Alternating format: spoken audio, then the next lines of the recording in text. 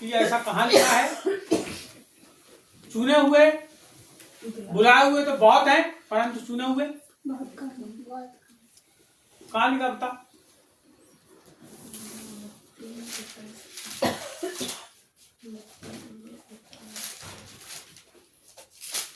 Mobile बोलो, Google चालू करो, बोलो आगे। हाँ कोई बात, किसी को मालूम है? नहीं मालूम? निकाल दीजिए। हाँ बोलो बोलो, उसमें बोल दो ना। बुलाए हुए तो बहुत से हैं, चुने हुए बुलाए हुए तो बहुत से हैं पर चुने हुए थोड़े हैं। बाइबल वचन देखो कहाँ लिखा है? मत्ती 22:14। मत्ती 22:14 पढ़ेंगे। क्योंकि बुलाए हुए तो बहुत हैं परंतु चुने हुए थोड़े हैं। हाँ, यहाँ पे ना उसके पहले विवाह भोज का एक दृष्टांत है, और वो दृष्टांत के बारे में बहुत सारी बात लिखी है, लेकिन सबसे आखिरी में यीशु मसीह ने बोला बुलाए हुए तो बहुत हैं परंतु चुने हुए थोड़े हैं। बुलाए हुए बहुत है और चुने हुए। थोड़े हैं। एक क्लास में कितने बच्चे रहते हैं लगभग? 36 कितने? 36 तुम्हारे क्लास में कितने? 75 मेरी क्लास में। इनकी क्लास में 75। तुम्हारी क्लास में कितने? 17। तुम्हारी क्लास? 31। हमारी क्लास में 105 बच्चे थे और हमारी क्लास में 120। आप सोचो, आप जिस गांव में जितना ज्यादा बच्चे रहेंगे और जितने कम मास्टर रहेंगे उतनी बड़ी क्लास हो जाएगी। अब 120 बच्चे में या 105 बच्चे में या 75 बच्चे में एक जन को मॉनिटर बनाना है। आप सब आ गए, गवर्नमेंट ने स्कूल खोल दी तो सब क्या होगा? जल्दी जल्दी सब एडमिशन ले लिया। अरे चलो चलो चलो बच्चे को पढ़ा रहे हैं फ्री में, चलो चलो चलो बच्चे को पढ़ा रहे हैं फ्री में। आते गए आते गए आते गए आते गए 120 बच्चे आ गए। अब 120 बच्चे आ गए, उसमें नगबहे भी थे, उसमें सेवड़े भी थे, फटी कमीज वाले भी थे, फटी पराक वाले थे, सब प्रकार के थे, काले काले मुंह वाले थे, जिनके मैल भी लगा है, सब प्रकार के लोग। अब जिसको मेरी बात पे यकीन नहीं है वो एक बार गांव जाना और पहली से 5वीं तक की क्लास में घुस के देख लेना। मैं जो बोल, ये भारत की दशा है, मेरे भारत की। उनके घर वाले उनका मुंह भी ऐसा साफ नहीं करते और काला काला पूरा लगा रहता, रोते रहे ऐसे। जब घर में माँ बोलती स्कूल जाओ, रोते हैं, तो जो निकलता आंसू वही गंदे हाथ से तक पोंछते हैं तो गाल काले काले हो जाते। मैं सही बता रहा हूँ। आप ये सब कैसे है? सबको बुला लिए स्कूल में, गवर्नमेंट ने आ गए सब। अब तुमको क्लास मॉनिटर होना है, जो उन सब बच्चों को शिक्षक की अनुपस्थिति में क्या करे, व्यवस्थित करके रखे, सब जानकारी दे मास्टर को, किसने क्या किया क्या नहीं किया, कैसा किया। अटेंडेंस लेके रखना, हाँ सर्दी, वो अपने आप को मास्टर समझने लगता है स्कूल को। बोले फलाना तो आओ जी, पीछे से हाथ उठाता बच्चा। समझ रहे हैं आप? तो अपने बचपन में पहुंच सकते हो, यानी जो मैं बात बता रहा हूं। और वहां पे अटेंडेंस वो जो बच्चा है वो लेता है। आपको पता है कौन है वो लड़का? बोलो चुना हुआ। बुलाए हुए कितने? कितने? चुने हुए कितने? बहुत कम। पूरे स्कूल में 5000 बच्चे हैं, लेकिन 50 मॉनिटर। और उन सब में 50 में भी एक होता है जो साला नायक होता है। समझ रहे बात मेरी? बुलाए हुए तो चुने हुए। अपन आज इसी विषय के ऊपर बात करेंगे। इस समय हम पढ़ेंगे लूका रचित सुसमाचार,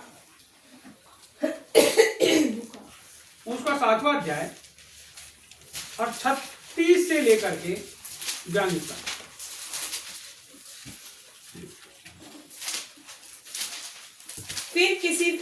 फिर फरीसी ने उससे विनती की कि वह उसके साथ भोजन करे। अतः वह उस फरीसी के घर में जाकर भोजन करने बैठा।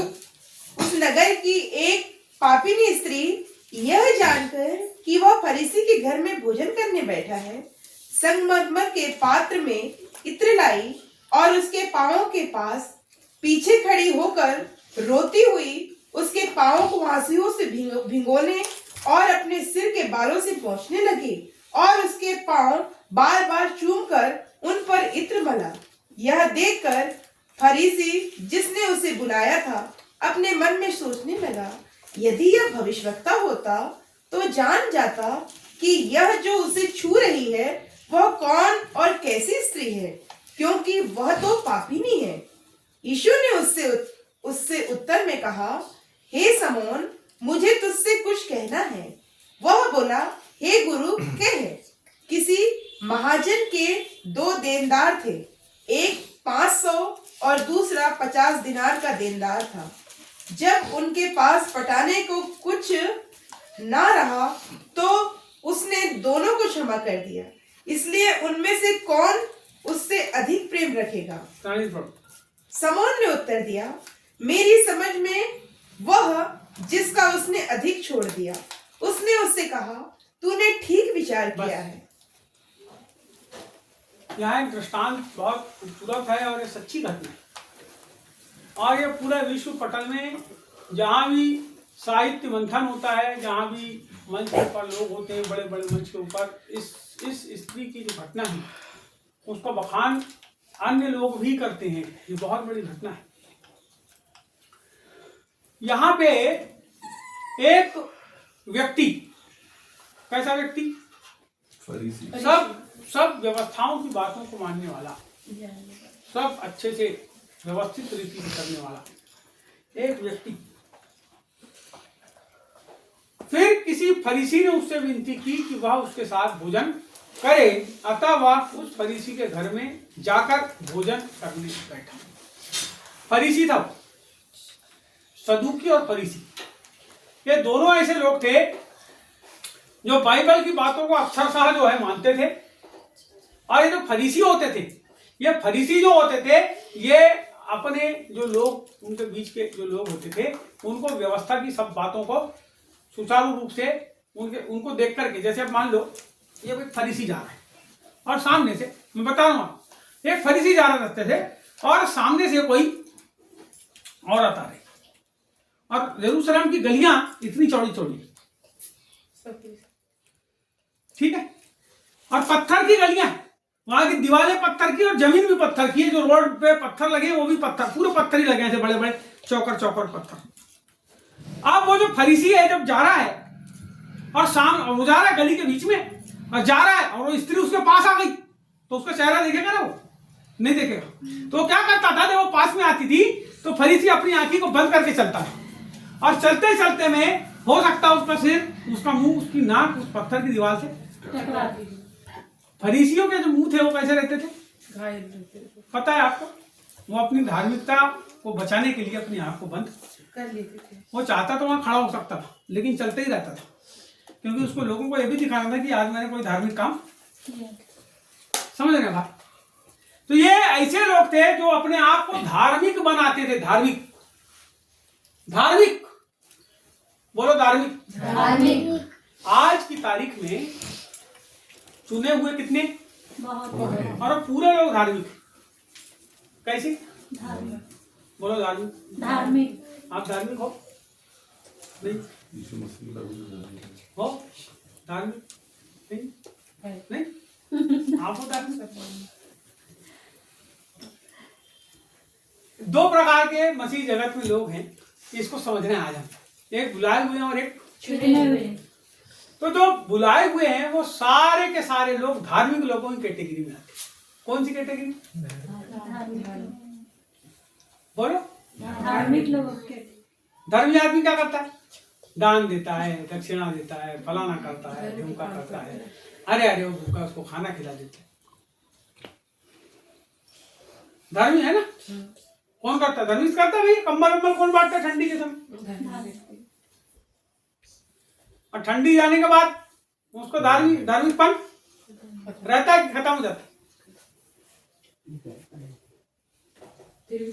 आपको पता है, काम दिखावे का करे सबका मन बहलाए, काम दिखावे का और सबका मन चपल चतुरवा जन रहे और एक दिन जात दिखाए। धर्मी आदमी अपनी जात बताता है।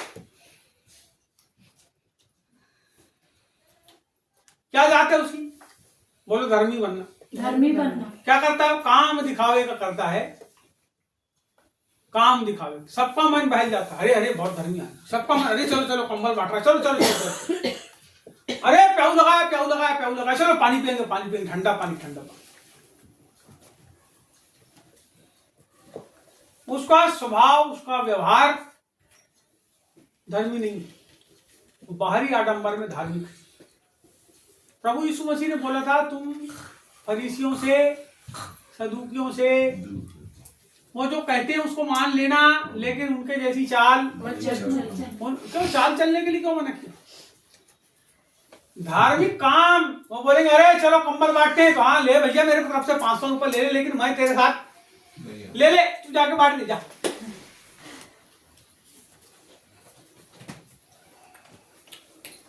कैसे है सब? धर्मी के काम, बुलाए हुए। कैसे? बुलाए अरे प्रभु के पास आए, उसकी संगति में आओ, धार्मिकता तो आपके जीवन के अंदर आई। लेकिन यहाँ पर एक बड़ा परिवर्तन आदमी का होना चाहिए।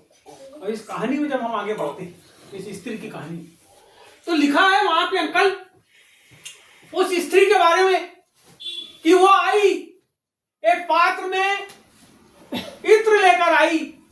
और उस जमाने का दूसरी किताब में ऐसा लिखा है, दूसरी जगह पे आप रेफरेंस में जाओगे तो वहां ऐसा लिखा है कि वो 350 रुपए दिनार का था, दिनार दिनार। और 350 दिनार बहुत होती है, बहुत ज्यादा होती है। उस जमाने की दिनार, मान लो चांदी की 1 दिनार रही होगी, आज की तारीख में तो आपके पास 350 चांदी के सिक्के हैं। यदि यानी 350 तोला, 3.5 किलो चांदी कितने की होती है अंकल? 3.5 किलो चांदी 5 लाख के आसपास होती है। 6 लाख की होती है। देखो अंकल ने 60 से हिसाब लगाया, 6 लाख की होती है। अब यह सोचो 6 लाख रुपए का इतनी बड़ी बोतल, छोटी सी बोतल का इत्र है। उस औरत ने क्या पता क्या क्या नहीं करी होगी अपनी जिंदगी में, मेरी बात को समझना पड़े। उसके बारे में लिखा है पापी स्त्री थी, पापी स्त्री थी। उसने अपनी जिंदगी में क्या क्या नहीं करी होगी, क्या नहीं करी होगी। आप उसकी स्थिति के ऊपर जाओ, मैं आपको बताना चाहता हूं आज। उस औरत ने नहीं पता क्या करके उस बहुमूल्य इत्र की, उस शीशी को खरीदी होगी। उसकी जिंदगी की सबसे बड़ी कमाई। आज 6 लाख रुपए कितने होते हैं उससे पूछो, जिसके पास 50 रुपए खीसे में नहीं है। उस औरत ने उस इत्र को लेकर के आई और अपने प्रभु के पैरों के ऊपर गिर गई और वो रो रही है उसके पैरों के ऊपर। उसकी आंख से लगातार आंसू बह रहे हैं और उसके पैर, प्रभु के पैर उसके आंसुओं से गीले हो रहे हैं। और वो अपने बालों से जो है प्रभु के पैरों को पोंछते जा रही है, रोते जा रही है, पोंछते जा रही है, रोते जा रही है, पोंछते जा रही है। उसके सारे पाप उसकी आंखों से बह गए प्रभु के चरणों में। और बाइबल कहती है उसने उस चित्र को खोल के उसके पैरों के ऊपर उंगली, उसकी जिंदगी की सारी कमाई, उसके पापों की सारी कमाई, जो कुछ भी रहा होगा उसने सब कुछ उसके पास, उसके पैरों पर उड़ेल दिया। और जब उड़ेल दिया उसने, तो एक आदमी वहां खड़ा था। वो धर्मी आदमी था, वो फरीसी आदमी था। ये धर्मी और फरीसी लोग ना पापियों से बहुत नफरत करते हैं। उसने देखा उस स्त्री को और वहां खड़े खड़े अपने मन के अंदर कहता है कि ये कैसी स्त्री है जो इसको आके छू रही है। यदि ये भविष्यवक्ता होता तो जान जाता, भविष्यवक्ता होता तो जान जाता। और बाइबल में आगे लिखा है वो अपने मन में सोचता था फरीसी, लेकिन यहां जो यीशु बैठा है, जिसके पैरों के ऊपर वो स्त्री गिरी हुई है, जो अपने बालों से उसके पैरों को पोंछ रही है, जिसने इत्र की शीशी के इत्र को उसके पैरों पे उंडेल दिया, वो वहीं पड़ी हुई है। और यीशु जो बैठा है वो शमौन की ओर देखता है, पतरस की ओर देखता है और एक प्रश्न को करता है। प्रश्न को मैं यहां पढ़ता हूं। यहां लिखा है, हे शमौन, मुझे तुझसे कुछ कहना है। वह बोला, है गुरु कहे। किसी महाजन के 2 देनदार थे, एक 500 और दूसरा 50 दिनार का देनदार था। जब उसके पास पटाने को कुछ न रहा तो उसने दोनों को क्षमा कर दिया। इसलिए उनमें से कौन उससे अधिक प्रेम रखेगा? शमौन ने उत्तर बोला, वाह, जो 500 दिनार ज्यादा दिनार का देनदार। ये औरत परिवर्तित हो गई। यदि वो औरत परिवर्तित नहीं होती तो यहां बाइबल में उसका नाम नहीं लिखा रहता। मैं आपसे बताना चाहता हूं, एक व्यक्ति वो जो प्रभु के अनुसार नहीं है और दूसरा व्यक्ति वो जो प्रभु के अनुसार है, उन्हीं का जिक्र इसके अंदर पाया जाता है। इस किताब के अंदर दो लोगों का जिक्र पाया जाता है, एक वो जो प्रभु के अनुसार नहीं है, दूसरा वो जो प्रभु के अनुसार है। यहाँ पे बहुत खूबसूरत बात है, यहाँ पे देनदारी की बात है। एक वो जिसके ऊपर 500 दीनार का कर्जा था और एक वो जिसके ऊपर पता है उस औरत के जो पाप थे जिसे यीशु मसीह ने क्षमा किया। उसने एक दृष्टांत बोला, जिसके 50 और जिसके 500 कौन अधिक क्षमा करे? आपको पता है प्रभु यीशु मसीह कौन है? कौन है यीशु मसीह? कौन है प्रभु यीशु मसीह? वो पापों को क्षमा करने वाला है। एक व्यक्ति जब उसके पास आता है तो सबसे पहले उसका जो कुछ क्षमा किया जाता है वो होता है उसका पाप। बाइबल में लिखा है, पवित्र आत्मा पापों के प्रति कायल क्या करता है? पापों के प्रति बढ़िया, बट पापों के प्रति क्या करता है? कायल करने का मतलब आदमी अपने सारे गुनाहों को, पापों को प्रभु के सामने मान लेता है और छोड़ देता है। वो स्त्री जो उसके पास आई, अपनी जिंदगी की पूरी कमाई को उस इत्र की बोतल में लेकर आई। आपको पता है वो जो रोती रही ना, वो अपने मन में यही प्रार्थना करती होगी, ये तो प्रभु का जन है, ये तो प्रभु का भविष्यवक्ता है, ये तो परमेश्वर का मेमना है। मैंने क्या क्या पाप करी, क्या क्या गुनाह करी, क्या क्या करी विरोध में, प्रभु परमेश्वर के विरोध में मैंने क्या क्या। रोते जा रही है। क्यों रोएगा कोई आदमी? किसी की आंख में आंसू कब आएंगे? जब वो अपने परमेश्वर की उपस्थिति में पहुंच जाएगा तब आएंगे। नहीं तो आप पूरी जिंदगी अपने घर में बैठे रहो, आपकी आंख में आंसू नहीं आएंगे। उसकी उपस्थिति में जाने की कोशिश करो, उसके चरणों में जाने की कोशिश करो। और जब आप अपने चरणों में उसके चरणों में आ जाओगे ना, तो सब कुछ को क्या करोगे? न्यौछावर कर दोगे। सब कुछ को न्यौछावर कर दोगे। मेरा मुझ में अब कुछ ना रहा, सब कुछ प्रभु का, सब कुछ प्रभु का, सब कुछ प्रभु का। उसने सब खोल दिया, अपने पूरे जीवन को प्रभु के सामने खोल दिया, अपनी सब बातों को खोल दिया और अपना बहुमूल्य तोहफा परमेश्वर के चरणों के ऊपर,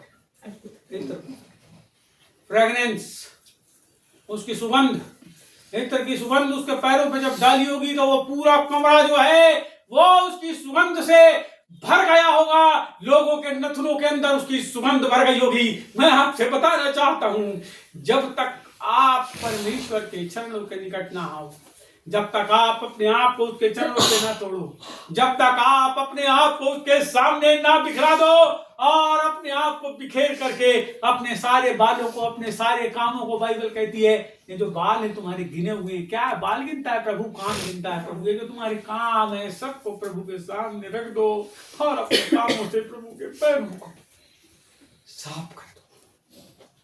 मैं आपसे बोलना चाहता हूं, जब आप ऐसा करोगे, बाइबल बताती है वो जो इत्र उंडेला गया उसकी सुगंध, वो वहां जितने लोग रहे होंगे, उस घर के बाहर जितने लोग गुजरते होंगे, वो सुगंध उनके नथनों के अंदर भर गई होगी और वो ये देखने के लिए आ गए होंगे कि अंदर क्या चीज को डाला गया है। मैं आपसे बताना चाहता हूं, ये फरीसी तो मन के अंदर ही सोचता रहा होगा कि ये भविष्यवक्ता होता तो क्या करता, लेकिन यहाँ प्रभु उसके मन को जांचने वाला प्रभु है। वो औरत जो उसके पैरों के ऊपर में बैठी है, जो रो रही है, जो बालों से पैरों को पोंछ रही है और इत्र से उसके पैरों को मजाक कर रही है, मैं आपको बताना चाहता हूँ। उसके मन को भी प्रभु जानता, उसके मन को भी प्रभु जानता। वो जानता ये 500 दीनार की देनदार और ये 50 दीनार का देनदार, आप कितनी दीनार के देनदार? मैं आपसे पूछता हूँ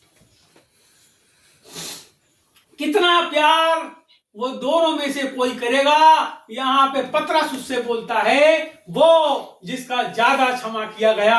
मैं आपसे बताना चाहता, मैं इसलिए प्रभु से बहुत प्यार करता हूँ क्योंकि मेरे बहुत पाप उसने क्षमा कर दिया। मेरा ये पूरा जीवन उसका इसीलिए है क्योंकि मैं जब मर रहा था, मैं जब पाप में था, उसने तब मेरी ओर अपनी निगाहों को किया और मैंने जब उसकी ओर देखा तो मेरे इस काले चेहरे को अपनी ज्योति से उसने भर दिया। बाइबल कहती है परमेश्वर हमें नियुक्त करता है और ऊंचे स्थानों के ऊपर बिठाकर बिठाता है। परमेश्वर हमें उन सारे बुलाए हुए लोगों में चुनता है और चुनकर हमें नियुक्त करता है और ऊंचे स्थान पर बिठाता है। मैं आपने बताना चाहता, आप उसको जानो, आप उसके चरणों को पहचानो।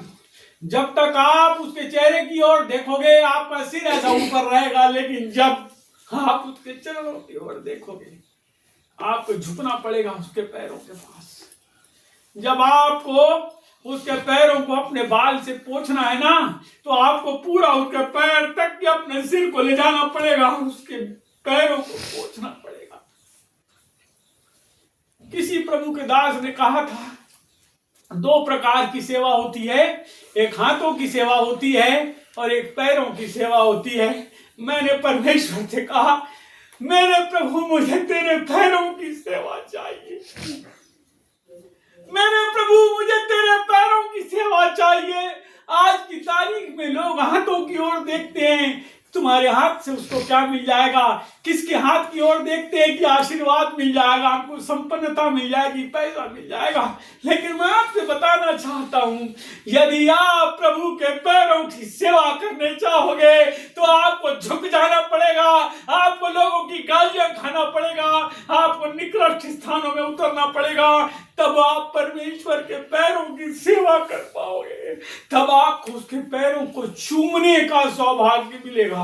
मैं आपसे बताना चाहता हूं, परमेश्वर ने आपको इसलिए नहीं बुलाया कि बड़े बड़े सिंहासनों में बिठाए। यीशु ने आपको इसलिए बुलाया कि जैसा वो चला, जैसे उसके पैर छिद गए पैदल चलते चलते, जैसे उसके हाथ और पैरों में खीली ठोकली गई, तुम भी उसके लिए दो। ये जो बुलाए हुए और चुने हुए हैं उनमें बहुत फर्क है। ये जो बुलाए हुए लोग हैं ना, ये मजा मारते हैं, और ये जो चुने हुए लोग रहते हैं ये सजा काटते हैं। प्रभु के राज्य के लिए वो उन सब कष्टों को सहते हैं जिसकी उन्हें आवश्यकता है। मैं आपसे बताना चाहता, यदि आप केवल मजा मारना चाहते हो तो आपको केवल हाथों को देखने की आदत पड़ गई है। लेकिन यदि आप वास्तव में प्रभु के एक सच्चे चुने हुए व्यक्ति बनना चाहते हैं, प्रभु के चरणों के निकट बैठ करके अपने आंसुओं को बहा करके उसके पैरों को चूमने की प्रैक्टिस करो। मैं आपसे बताना चाहता, उसके लोगों की सेवकाई करने की कोशिश करो। मैं आपसे बताना चाहता, आपका नाम इतिहास के पन्नों में लिखा जाएगा। उस औरत का नाम इतिहास के पन्नों में जो लिखा गया वो केवल इसलिए लिखा गया क्योंकि उसने उसके पैरों को चूमा, क्योंकि उसने उसके पैरों को अपनी आंखों से किसका कितना क्षमा किया गया, कितना आपका क्षमा किया गया, ये तभी आप क्लियर करेंगे, ये तभी आपके जीवन से क्लियर होगा जब आप अपना प्रेम उसके लिए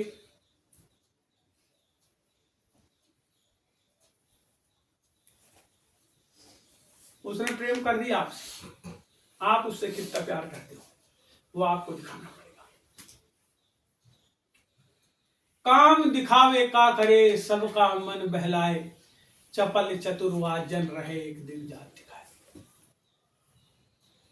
परमेश्वर दिखावा नहीं लेकिन वास्तविक समर्पण चाहता है। यहां पर हमने देखे, यहां फिर से एक बात पढ़ते, यहां शमौन ने उत्तर दिया, मेरी समझ में वह जिसका उससे अधिक छोड़ दिया गया उसने उससे कहा, तूने ठीक विचार किया।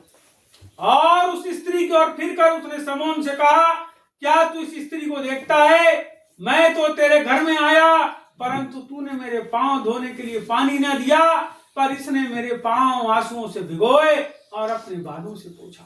तूने मुझे चूमा न दिया, पर अब जब से मैं आया हूं तब से इसने मेरे पांवों को चूमना न छोड़ा। तूने मेरे सिर पर तेल नहीं मला, पर इसने मेरे पांवों पर इत्र मला है। इसलिए मैं तुझसे कहता हूं, इसके पाप जो बहुत थे क्षमा हुए, क्योंकि इसने बहुत प्रेम किया। पर जिसका थोड़ा क्षमा हुआ वह थोड़ा प्रेम करता है। और उसने स्त्री से कहा, तेरे पाप क्षमा। हमारा जीवन परमेश्वर के लिए कैसा है? हम किस प्रकार से अपना जीवन परमेश्वर के लिए जीते? इसको 14 अध्याय निकालिए, थोड़ा सा पेज पलटा करके।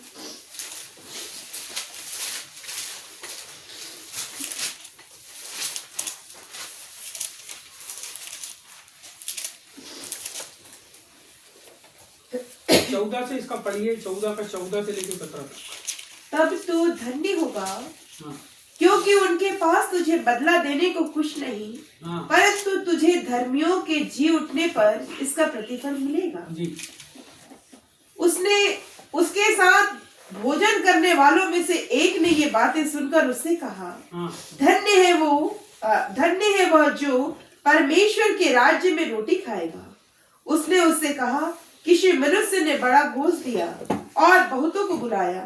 तब भोजन तैयार हो गया तो उसने अपने दास के हाथ आमंत्रित लोगों को कहला भेजा, आओ अब भोजन तैयार है।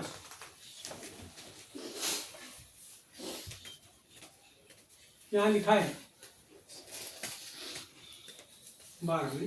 तब उसने अपने न्योता देने वाले से कहा, जब तू दिन का या रात का भोज करे, सुनो हम सबके लिए करे, तो अपने मित्रों या भाइयों या कुटुंबियों या धनवान पड़ोसियों को न बुला। किसको मत बुलाना? कहीं ऐसा ना हो कि वह तुझे न्योता दे और तेरा बदला हो जाए। जब वो बुलाते हैं, जैसे आपको बुलाया, अच्छा चल चल रसगुल्ला गुलाब जामुन सब खिलाए, आपने भी उनको फिर बोले, अरे हमको खाना खिलाया, चलो हम भी बुलाए तो क्या की? बराबरी में वैसे खाना खिला दी, क्या हो गया? बराबर हो गया। आगे। परंतु जब तू भोज करे तो कंगालों, टुंडों, लंगड़ों और अंधों को बुला, जब तब तू धन्य होगा, क्योंकि उनके पास तुझे बदला देने को कुछ नहीं, परंतु तुझे धर्मियों के जी उठने पर इसका प्रतिफल मिलेगा। यहाँ हम दो लोगों की बात कर रहे हैं, बुलाए हुए और चुने हुए। दो लोगों की बात कर रहे हैं। तो ये जो बात से बुलाए हुए लोग हैं, क्या करते हैं?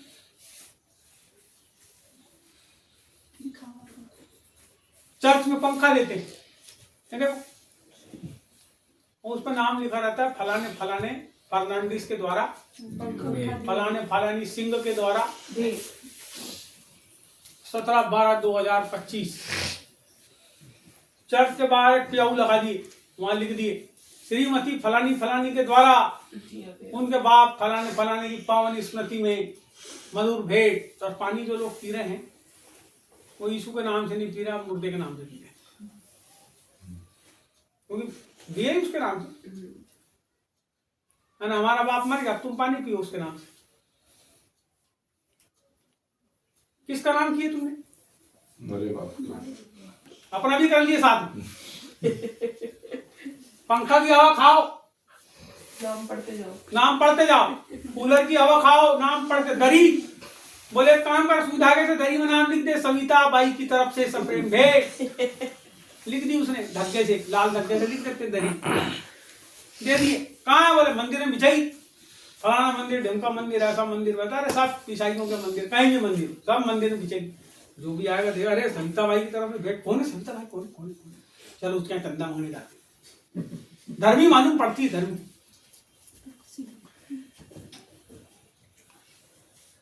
क्या कर रहे हैं काम? दिखावे का।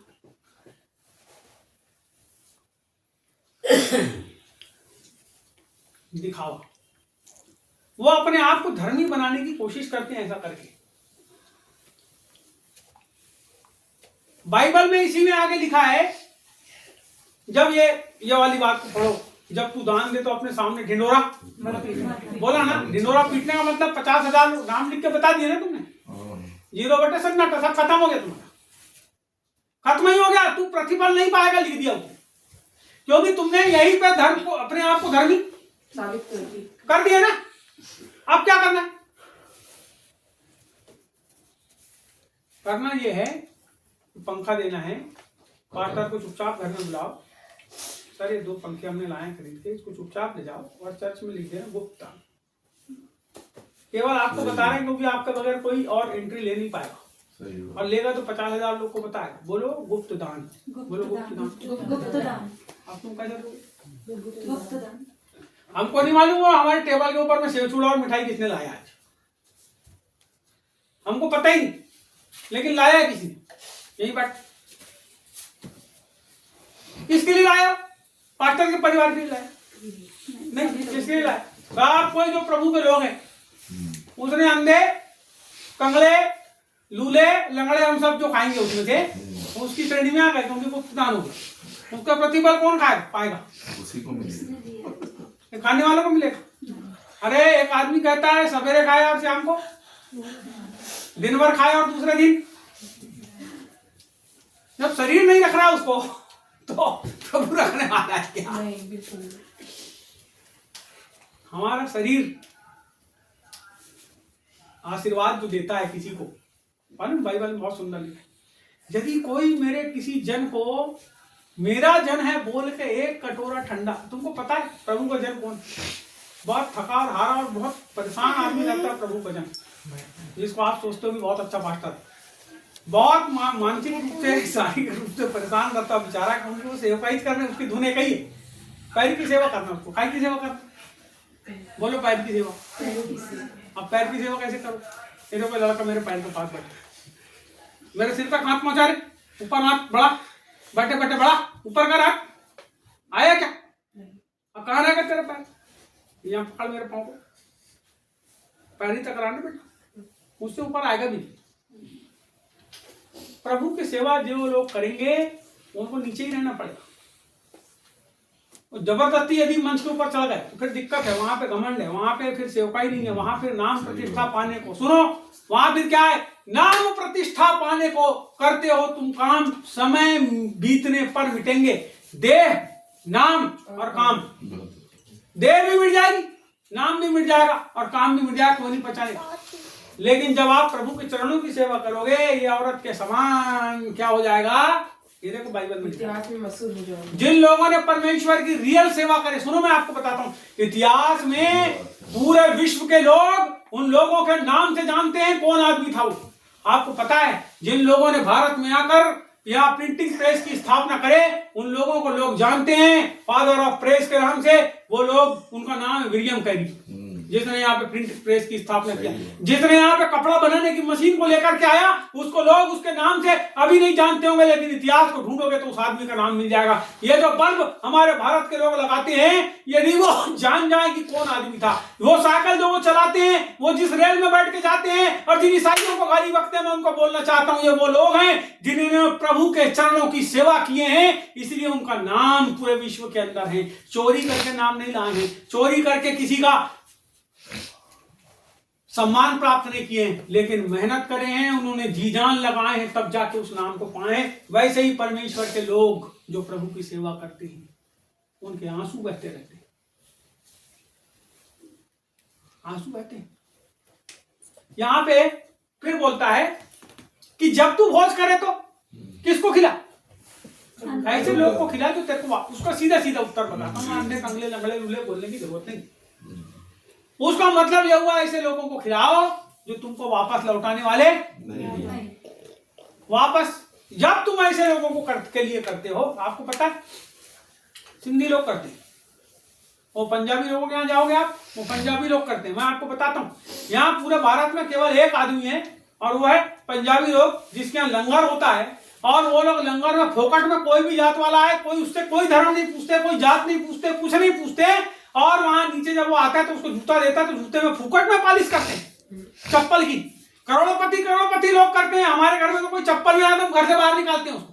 करोड़पति अरबपति लोग बड़ी बड़ी गाड़ियों में, मर्सिडीज बेंज में बैठ के, BMW में बैठ के आते हैं और उतरते हैं, सफेद कपड़ा पहन के उतर के दूसरों की जो चप्पल, गुरुद्वारे के अंदर जाते हैं, चप्पल को घसते हैं और साफ करते हैं। ये सेवा जो है उस स्त्री से सीखी गई सेवा है। ये जो चरणों की सेवा है ना, उस स्त्री से जिसका नाम मैंने आज बाइबल के अंदर से आपको बताया, उस स्तर तक जाने वाले लोग जो इतना सब कुछ होने के बाद क्या कर रहे हैं, आपको पता है, खाना सबको फोकट में खिलाते हैं। सिंधी लोग अपने समाज के लोगों को बांट देते हैं बिस्कुट सत्संग करके, उसके बाहर नहीं, उसी सत्संग हाल के अंदर बिस्कुट के पैकेट ले जाके बांट देते हैं। ईसाइयों के यहाँ भी अगर आप चर्च में चले खाना खाने, तो गार कूट देखते हैं 50-60 आदमी तुमको, दरवाजे से खड़ा आदमी चर्च के अंदर, यदि तुम खाना खाने चलेगा ना, मैं बताता हूँ तुमको, तो वो अगर कोई गरीब आदमी वहां घुस गया, अरे मेरे जैसे आदमी को गार कूट देख ली, तो तुम्हारी बात तो गरीब आदमी की तो बहुत दूर की बात। हमारे चर्च में आके खाना खा रहा है, सुने अगर घूमते हैं, यहाँ घुस गया हमारे घर, कौन ने आने दिया इसको, फिर दूसरे बोलते कौन ने बुलाया, तूने बुलाया, नहीं मैंने नहीं बुला, तूने बुलाया, नहीं मैंने नहीं बुला, कैसे खाना खा रहा है, उसके दिल के ऊपर में ऐसी छुरियां चलती है खाना खिलाते खिलाते। अरे उसको तो सौभाग्यशाली समझना चाहिए अपने आप को। अरे कोई आदमी हमारे चर्च में आया, खा ले भैया खा ले, और खाएगा क्या बता, तेरे लिए कुछ बांध दूं एक आध झोले में, तेरी औरत भी भूखी होगी, समझ रहे बात, क्या समझे, ये समझे हम कि हम जब करें तो गुप्त में करें। हम कैसे लोग हैं, हम प्रभु के लोग। हम कैसे लोग हैं, हम बुलाए हुए लोग। हम कैसे लोग हैं, चुने हुए लोग हैं। हम कैसे लोग हैं, चुने हुए। यदि चुने हैं तो फिर हम चुने हुए की राह पे चले। कैसे चले, चुने हुए के राह। यदि हम चुने हुए हैं तो चुने हुए की राह पर चले। वो रास्ता है, सब यहाँ भीड़ जमाए, लेकिन मैं एक आदमी को बोलता हूँ, जा बेटा ऐसा करके आना। वो गया ना, उसको चुना गया, उस काम के योग्य है, उस काम के लायक। मैं आपसे कहना चाहता हूं, अपने आप को प्रभु के चरणों के पास रखो, आपको चुना हुआ ही बनाएगा। अभी बुलाए हुए हो सकते हो, अभी आपको लगता होगा हम कलीसिया में क्या काम करें, लेकिन मैं आपको बताना चाहता हूं, चरणों के निकट बैठ के अपनी आंख से आंख, अपने दिल को तोड़ो जी। ये दिल टूटना चाहिए प्रभु की बातों से, प्रभु की प्रार्थना में, प्रभु की आराधना में। आपकी आंख आंसुओं से भरी हुई होना चाहिए। यहाँ पे दाऊद कहता भजनकार कि मेरा जो बिछौना है क्या हो गया, कैसा हो गया। तुम तो प्रार्थना करो, पवित्र आत्मा की सामर्थ्य उधर जाए तो तुम्हारी आंख से आंसू नहीं निकलते, तुम्हारे मुंह से शब्द नहीं निकलते। अरे आंसू बहुत दूर की बात है, मुंह से शब्द तो निकाल लो पहले। बोलो यीशु प्रभु जय, बोलो यीशु प्रभु जय। हमारे जीवन परमेश्वर के योग्य होना चाहिए। यहाँ लिखा है रोमियो किताब में, अंतिम बात बताऊंगा और खत्म करूंगा। तो हमारी आत्मिक सेवा, हम लोगों के लिए आत्मिक सेवा बताए। आत्मिक सेवा, बोलो आत्मिक सेवा। आत्मिक सेवा परमेश्वर के योग्य जीवित, परमेश्वर के योग्य जीवित, पवित्र और भावता हुआ अपने शरीरों को बलिदान करके चढ़ाओ। यही तुम्हारी आत्मिक सेवा है। आत्मिक सेवा है। आत्मिक सेवा है। आत्मिक सेवा। अपने शरीर को पवित्र, जीवित और भावता हुआ बलिदान करके चढ़ाना। किसको भावता हुआ, किसको भावता हुआ। अरे वो औरत आई, वो आदमी मन में सोच रहा है व्यभिचारी है। देखो आप समझो इस बात को, वो व्यभिचारी, वो सोच रहा है इसको कैसे अपने आप को छीने दे रहा है। प्रभु ने उसके मन को पढ़ लिया। हमारा परमेश्वर मन को जांचने वाला परमेश्वर है। अब क्या हो रहा है, आगे क्या हो रहा है, आगे ये हो रहा है कि वो औरत ने जब अपने आप को प्रभु के सामने उंडेल दी तो क्या करी, उसने अपने आप को खाली करी, गंदगी निकल गई बाहर। कैसी हो गई, पवित्र। बोल पवित्र। जीवित का मतलब आप वो प्रभु के लिए जीवित, आप उसने अपना जीवन प्रभु को दे दी, प्रभु के लिए जीवित। और भावता हुआ, इसका मतलब अब उसके जो काम होंगे वो कैसे होंगे, परमेश्वर को भाने वाले। परमेश्वर, मेरे को भाने वाले नहीं, मेरे को खुश करने के लिए काम मत करो। ये हमारी मैडम को खुश करने के लिए काम मत करो, या भैया को खुश करने के लिए काम मत करो, अपने माँ बाप को खुश करने, आप परमेश्वर को खुश करने के लिए काम करो। एक बार तुम्हारे माँ बाप गलत हो सकते हैं, लेकिन परमेश्वर गलत नहीं हो सकता, है ना। परमेश्वर गलत नहीं हो सकता। इसलिए हम परमेश्वर को अपने आप को उसको भाना चाहिए, भाना चाहिए। अरे वाह, उसको बोलना चाहिए अपने मन से शाबाशी। बाइबल में कहती है यदि कोई मेरे पिता की सेवा करे तो उसका आदर, यदि कोई मेरे पिता की सेवा करेगा, कौन करेगा आदर? करेगा।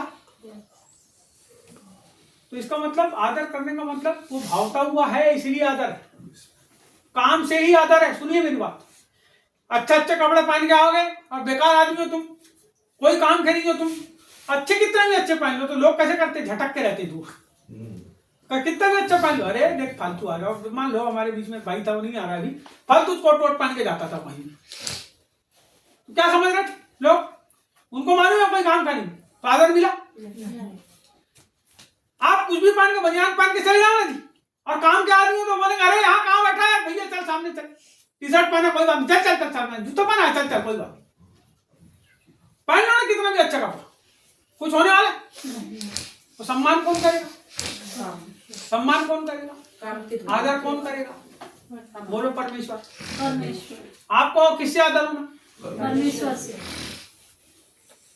तो आपको धार्मिक बनना है कि आत्मिक बनना है? आत्मिक बनो, संसार की मोह माया त्याग करो। यह हमारा घर नहीं है, सबसे पहले सोचो हम यहाँ रह रहे हैं, यह हमारा घर नहीं है, यह घर हमको दिया, प्लास्टर उखड़ रहा, प्लास्टर कराओ उसका, क्योंकि मुंडी पे छत भी जाएगी। तो समझ रहा बात, अपने घर को भी सुधारो, अपनी गाड़ी भी खरीदो, लेकिन ये याद रखो ये सब यही छूट जाना है, तुमको ये सब छोड़ के जाना है, ये तुम्हारा नहीं है कुछ। आत्मिक आदमी की पहचान ये है कि वो अपने पिता को, बोलो पिता को प्रसन्न करता है। धार्मिक आदमी किसको प्रसन्न करता है? अपने आसपास के लोग। आदमी को प्रसन्न करने वाले बनना है या परमेश्वर को प्रसन्न करने वाला है? क्योंकि यदि परमेश्वर आपका सम्मान करने लगेगा ना, तो इस संसार की कोई भी ताकत आपको अपमान नहीं करेगी। मैं आपको बताता हूँ, शुरू में जब आप परमेश्वर के पैरों की सेवा करने के लिए बढ़ोगे, उसके चुने हुए जन की सेवा करने बढ़ोगे, तो बहुत कष्ट होगा, बहुत मुसीबत होगी, बहुत दुख होंगे, लेकिन एक समय ऐसा आएगा कि लोग आपका आदर सम्मान, हम बुलाए हुए हो सकते हैं, लेकिन हम जब प्रभु के चरणों में बैठेंगे, परमेश्वर हमको कोई काम देगा, वो हमको चुन लेगा उस काम को करने के लिए। अब अंतिम बात बता के खत्म कर रहा हूँ। मुख्य बात यह है कि परमेश्वर ने धरती को बताया। सबसे शुरू में मेरे को इसी को बताना था, लेकिन आखिरी में बता, परमेश्वर ने धरती को बनाया, परमेश्वर ने समुद्र को बनाया, परमेश्वर ने सूर्य को बनाया, चंद्रमा को बनाया, ग्रह को बनाया, नक्षत्र को बनाया, मछली को बनाया, सब कुछ को बनाया, पूरे जीवधारियों को बनाया। आपने गैया को कभी प्रार्थना करते देखे हो? नहीं, गधे को, पहाड़ को, नहीं, सूरज को, आपको पता है वो कैसे प्रार्थना करती? वो अपने कामों के द्वारा परमेश्वर की महिमा करते हैं। जो काम परमेश्वर, अगर सूरज उजाला देना बंद कर देगा तो काम करना बंद कर दिया हो। रात को यदि चंद्रमा उजाला नहीं देगा तो काम करना बंद कर देगा। यदि पेड़ में पत्ते खिलना बंद हो गए, सूख गया, वो काम करना बंद कर देगा। आपको पता है, ये बात समझ लेना चाहिए आपको कि परमेश्वर ने जिस सृष्टि को बनाया है, उस सृष्टि के अंदर जो जीवन को डाला है, वो जब अपने पूरे जीवन में जीकर हम लोगों के लिए सब चीजें मुहैया करती है, वो क्या करती है? परमेश्वर की सेवा करती है, वो परमेश्वर की प्रार्थना करती है, वो परमेश्वर की प्रशंसा करती है। नदी की आवाज आती है, कल कल कल कल कल कल बहते रहती है। किसके लिए बह रही है? पानी परमेश्वर ने किसके लिए बनाया? पेड़ परमेश्वर ने किसके लिए बनाया? सब्जियां किसके लिए बनाया? हमारे लिए बनाया। आप जब हमारे लिए सब कुछ उसने बना दिया, सब कुछ बना दिया, तो प्रार्थना किसको करना है? हमको प्रार्थना करना है। मैं सवेरे से उठा, यही बात, हमको प्रार्थना करना है, हमको प्रार्थना करना है, हमको प्रार्थना करना है, हमको प्रार्थना करना है, हमको प्रभु को धन्यवाद देना है सब चीजों के लिए। आपको पता है, हम जैसी बात कर रहे हैं, हम जैसा समझ रहे हैं, हम जैसे आविष्कार कर सकते हैं, ये केवल परमेश्वर की आत्मा के द्वारा जो हमारे अंदर रहता है, उसी के द्वारा ये सब कुछ हम कर रहे हैं, क्योंकि वो बड़ा परमेश्वर, हम छोटे परमेश्वर। लिखा भाई, हम कैसे हैं? छोटे। हमको परमेश्वर ने अपने स्वरूप में बनाया। हमको परमेश्वर की आराधना करना है, जैसे पवित्र आत्मा और यीशु मसीह ने अपने कामों के द्वारा उसको महिमा दी है। जिस काम के लिए यीशु मसीह क्या किया, जिस काम के लिए आया था उसको करके बताया। उसने प्रार्थना करना सिखाया, उसने उसकी सेवा करना सिखाया, उसने चमत्कार करना सिखाया, उसने परमेश्वर के लिए अपनी जान तक को दे दिया। अब जब हम इन बातों से नहीं समझ पा रहे हैं तो और कोई भी बात नहीं है जो हमको समझा सकती है। कोई बात नहीं है। हमको एक ही जगह फोकस करना है, परमेश्वर के ऊपर। अपने आप को परमेश्वर के लिए क्या करना है, तैयार करना है, सौंपना है उसके लिए। प्रार्थना आइए प्रार्थना।